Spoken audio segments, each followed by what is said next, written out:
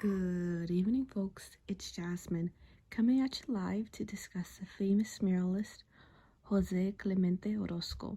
More importantly, of a mural he commissioned of the famous priest Miguel Hidalgo. Orozco was born in Zablan el Grande in the southern region of Jalisco, Mexico. His mother, who was a homemaker, raised him and his three brothers while his father was a businessman. Through their efforts, however, they were on the verge of poverty through many occasions of his childhood. In his teenage years, he was sent to the countryside to study and eventually took art classes in academy. From this blooming his passion in art. However, back in his hometown, he was setting up a firework to celebrate Mexican Independence Day. He sustained a chemical burn that resulted into having his left hand amputated.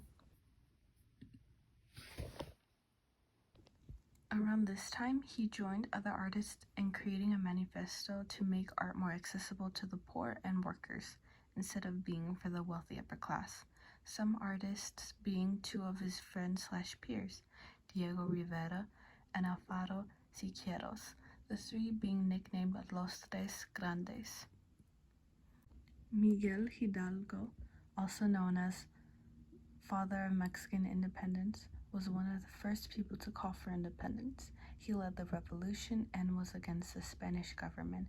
He was unsuccessful, but he's seen as a figure of revolution in Mexico.